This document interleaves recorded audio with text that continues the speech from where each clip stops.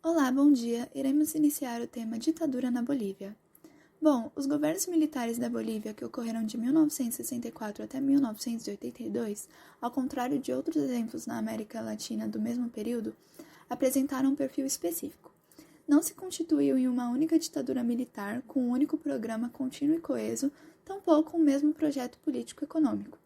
Esses governos militares com características e orientações políticas divergentes entre si evidenciou a falta de coesão do poder militar na Bolívia e em toda a América Latina. Entretanto, a partir do golpe militar de 4 de novembro de 1964, destacaram-se ao todo 3 ditaduras nos moldes civis militares de caráter contra-revolucionário. As dos generais René Barrientos, de 1964 a 1969, Hugo Banzer, de 1971 a 1978, e a ditadura narco-militar de Luiz Garcia Meza, de 1980 a 1981. Bom, agora iniciando um pouco sobre o contexto histórico. A história boliviana foi marcada pela intensa atuação imperialista expressa pelos interesses das grandes corporações mineradoras e petrolíferas. Da segunda metade do século XIX até a metade da década de 1930, a Bolívia envolveu-se em conflitos territoriais com seus vizinhos latino-americanos, o que custou ao país perdas significativas de territórios, incluindo a perda de sua saída para o mar. Além disso, ocasionou a perda das forças militares em razão dos fracassos nessas disputas. No último desses conflitos, a Guerra do Chaco de 1932 a 1935, as potências imperialistas e os interesses das elites econômicas internas colocaram em rota de colisão as repúblicas da Bolívia e do Paraguai. A derrota humilhante no conflito acirrou as disputas políticas internas na Bolívia e levou à primeira tomada de poder direta pelos militares desde 1880, através do golpe de 1936. Mas, igualmente, a conjuntura gerada abriu caminho também para a Revolução Nacional de 1952. Bom, agora eu vou falar um pouco sobre a economia boliviana. Dadas as condições de extrema pobreza da população boliviana e a riqueza concentrada nas mãos de poucos, em 1952 ocorre uma insurreição popular levando ao poder o Movimento Nacionalista Revolucionário, o MNR, fato que gerou a nacionalização das minas, o voto universal e a reforma agrária. Tempos depois, o MNR se afasta do povo e se divide. Em 1964, o exército toma o poder, e em 1967, Che Guevara é executado pelo exército boliviano. Em 1978, Banzer renunciou e uma junta militar tomou o poder. No início dos anos 1980, um forte crescimento econômico na década anterior, que havia sido apoiado pelo alto preço do estanho no mercado mundial, levou à crise. A queda nos preços dos minerais e a má gestão dos regimes militares haviam deixado a Bolívia com uma dívida enorme, uma situação hiperinflacionária e um declínio das receitas de exportação. A exportação ilegal de cocaína foi o principal recurso que procurou divisas, de modo que os Estados Unidos pressionaram o governo da Bolívia para que tomasse medidas eficazes contra o tráfico de drogas. Apesar do retorno do poder civil ao governo em 1982, o país passou por uma série de crises econômicas e políticas. Foi na década de 80 que a Bolívia teve a maior inflação da história. Bom, no início da década de 90, o país adotou o liberalismo econômico, privatizou as minas e diversas empresas públicas. Ainda assim, a instabilidade social e econômica continuou, e o descontentamento da população perante o governo também prosseguiu. E foi a partir do ano de 2000 que o povo boliviano lutou contra a privatização das águas de Cochabamba, a favor do plantio de coca, contra os impostos que o governo queria cobrar dos salários e a favor da nacionalização do gás. Tudo isso ajudou com a queda do regime do presidente Losada e com a tomada de La Paz pela população indígena. Bom, sobre os partidos políticos, né? Depois da Guerra do Chaco e da Revolução Nacional, vai aparecer vários partidos políticos, né? E um dos mais importantes é o MRN, que é o Movimento Nacionalista Revolucionário, que é um partido de orientação liberal e depois da ditadura vai se tornar neoliberal. E ele vai ser um dos partidos que mais vai aparecer daqui pra frente. A gente também tem partidos de esquerda como o POR, que é o Partido Obreiro Revolucionário, o PIR, que é o Partido da Esquerda Revolucionária, o PCB, que é o Partido Comunista da Bolívia, e a gente também vai ter as federações sindicais, que é o FCTMB, que é a Federação Sindicalista dos Trabalhadores Mineiros da Bolívia, e o COB, que é a Central Ombreira da Bolívia. Bom, como eu disse antes, o MRN vai aparecer muito daqui para frente. E depois de 4 anos de Revolução Boliviana, o MRN vai se manter no poder, né? O que vai começar a causar várias divergências internas, e aí que vai aparecer os Estados Unidos, como sempre aparece, né? Os Estados Unidos e o Fundo Monetário dos Estados Unidos, porque a Bolívia ela sofreu muito com a Guerra do Chaco, então ela estava recebendo meio que um auxílio dos Estados Unidos, e por esse auxílio ele queria um poder político sobre a Bolívia. Esse poder político, ele não só falava sobre a Bolívia, mas ele falava sobre o que estava acontecendo na América Latina em geral, porque a gente estava tendo revoluções, como a Revolução Cubana, e os Estados Unidos estava tentando fazer com que isso não chegasse aos outros países da América Latina. É muito importante lembrar isso. Então, com esse auxílio que os Estados Unidos dava, ele ficava na mão dos militares bolivianos, e o que fez com que o exército, que anteriormente tinha perdido muita força na Bolívia, ele começa a ganhar muita força e com forças fascistas, e aí começa uma linha conservadora bem radical.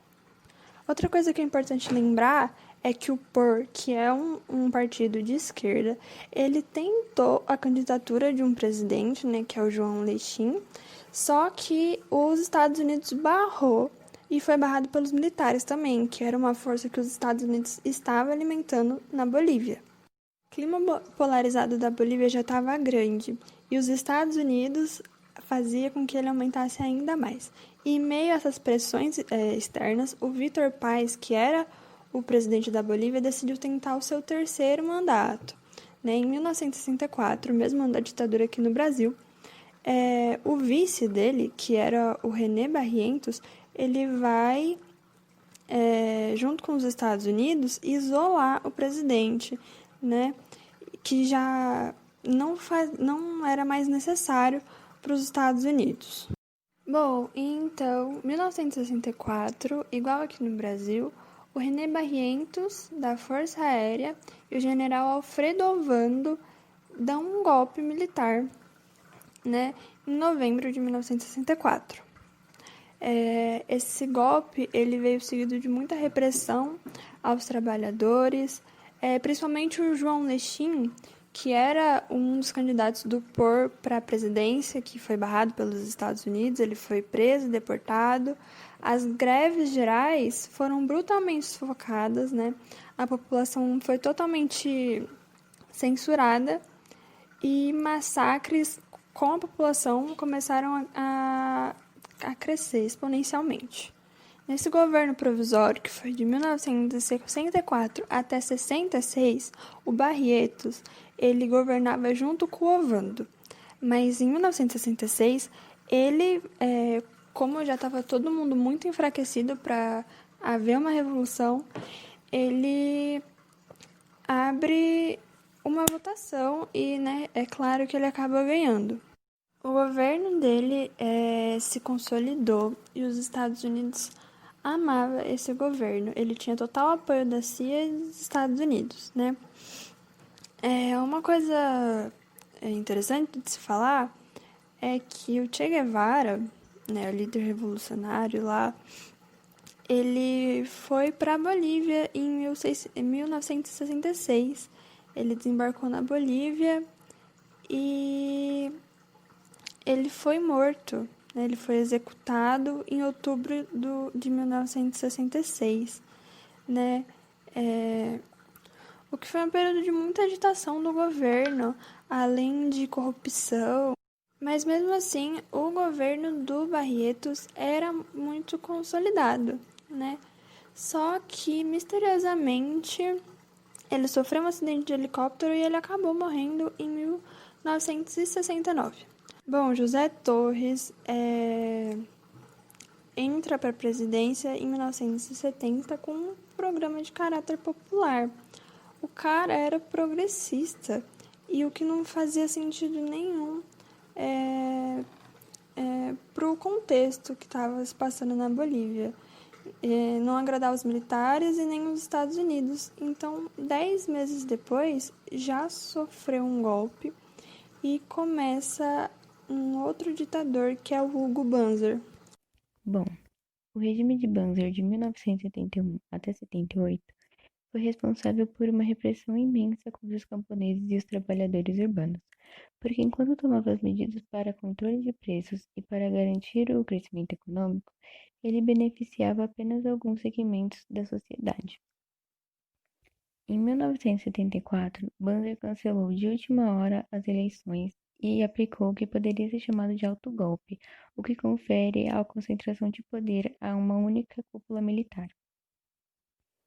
E foi a partir disso que o seu regime autoritário ganhou força e chegou ao ápice. Com isso, foram suspensos e considerados ilegais todos os partidos políticos, sindicatos e associações. Quanto à função de estabilizar a economia, esta foi ligada diretamente pelos tecnocratas do segmento empresarial, cujo cresciam cada vez mais.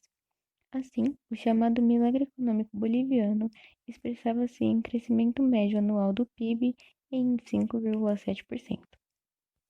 E foi com a vitória de Jimmy Carter nas eleições dos Estados Unidos que o quadro geral contra as ditaduras civis militares na América Latina começou a girar.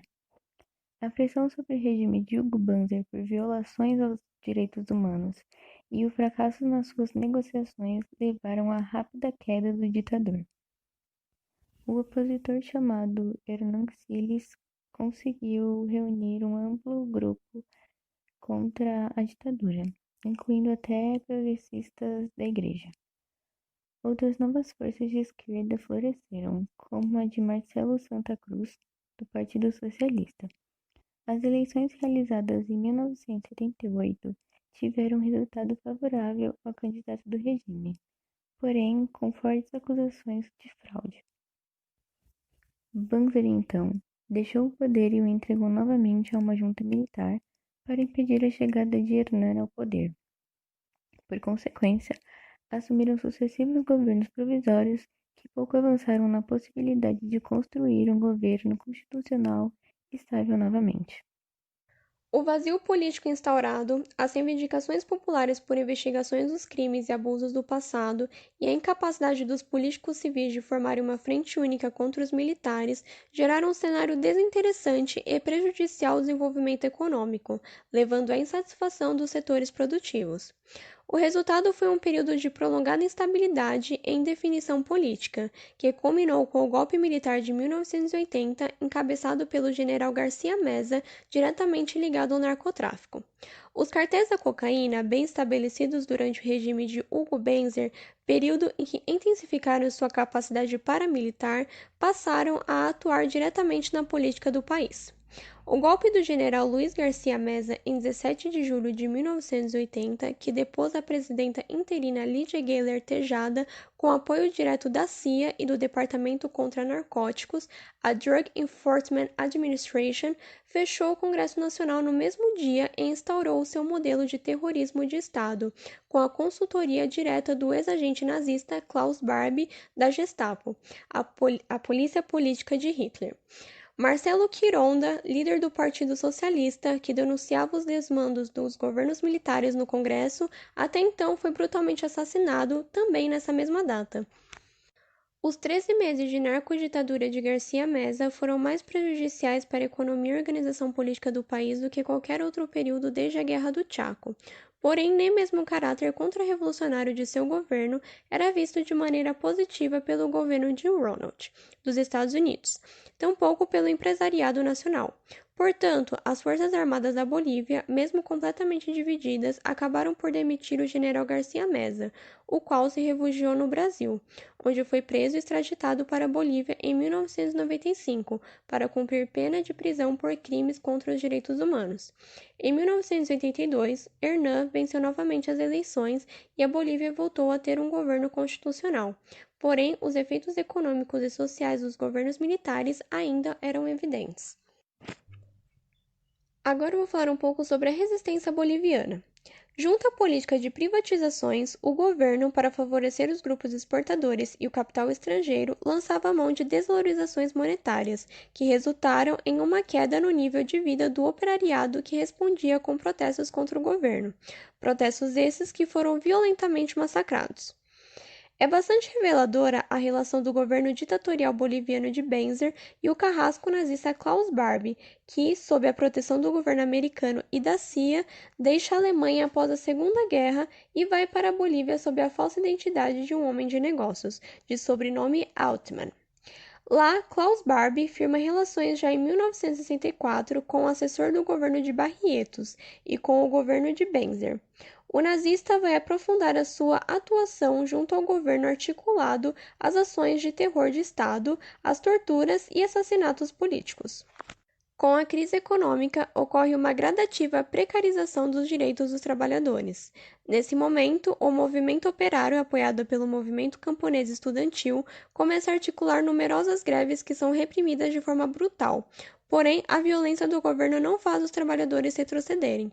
Em 1976, com a chegada em La Paz de 4 mulheres, esposas de mineiros demitidos pelo governo, que iniciam uma greve de fome pela readmissão de seus maridos, tem seu início um movimento se espalha por toda a Bolívia, reivindicando a anistia dos líderes grevistas, reincorporação ao trabalho de todos os trabalhadores demitidos por causas políticas e a retirada do exército das minas. Com a crescente mobilização popular em 1978, o governo Banzer é forçado a abrir o processo eleitoral que é anulado após as denúncias de fraudes. Dessa forma, percebe-se que o processo político boliviano tem uma forte influência das organizações populares, de nítido caráter classista, operário e camponês.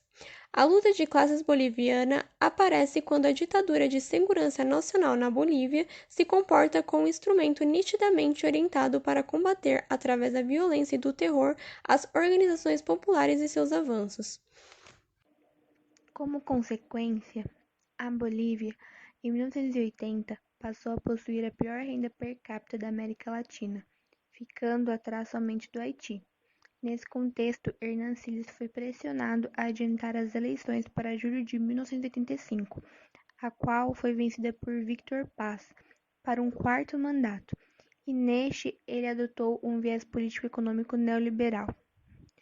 Apesar do general Garcia Meza ter sido julgado e condenado anteriormente, foi somente em 2017 que o presidente Evo Morales decretou a criação da Comissão de la Verdade de Bolívia, que investiga os crimes de lesa humanidade praticados pelos governantes e agentes de Estado durante o período das ditaduras de René Barrientos, Hugo Banzer e Luiz Garcia Meza.